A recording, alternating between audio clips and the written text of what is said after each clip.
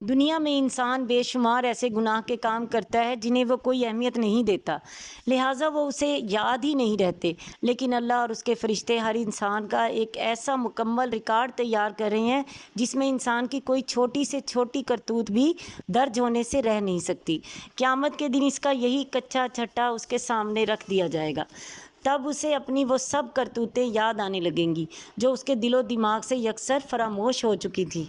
زمانۂ جاہلیت میں یہ دستور تھا کہ جب میاں بیوی میں لڑائی ہو جاتی تو خاوند غصے کی حالت میں اپنی بیوی کو یوں کہہ دیتا کہ انت علی کظہری امی، یعنی تو مجھ پر میری ماں کی پیٹھ کی طرح ہے، تو اسے دائمی طلاق سمجھا جاتا تھا۔ یہ صرف معمولی طلاق ہی نہ تھی بلکہ شدید قسم کی طلاق سمجھی جاتی تھی، جس کے بعد ان دونوں میاں بیوی کے مل بیٹھنے کی کوئی صورت باقی نہ رہتی تھی۔ اس بےہودہ رسم کے متعلق سورہ احزاب میں بھی ذکر بتایا گیا ہے کہ کسی کے اظہار کرنے یا اپنی بیوی کو ماں کی پیٹھ کی طرح کہہ دینے سے وہ اس کی ماں نہیں بن جاتی، اور نہ ہی اللہ نے کوئی ایسا قانون بنایا ہے، بلکہ اس کی شرعی تفصیل بھی کوئی نہیں دی۔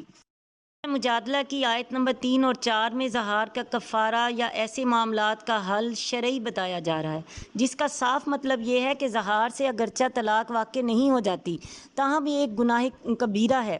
پھر کفارہ کے طور پر اس گناہ کی 3 سزائیں بتا دیں کہ ان میں سے جو سزا کسی کے حالات کے مطابق ہو وہ اسے دی جائے۔ اس کی ترتیب یہ ہے: زہار کا کفارہ ہے 1 غلام آزاد کرنا، مسلسل 2 مہینے کے روزے رکھنا، یا 60 مسکینوں کو کھانا کھلانا۔ یہ اللہ تعالیٰ نے قرآن مجید میں ذکر فرما دیا زہار کا۔ لڑائی جھگڑا زوجین کے درمیان ہوتا ہے، لیکن زہار کا لفظ خاوند بولتا ہے، یعنی خود پر بیوی کو حرام ٹھہراتا ہے، اس لیے سزا صرف خاوند کے لیے ہے، بیوی کے لیے کوئی کفارہ یا سزا نہیں۔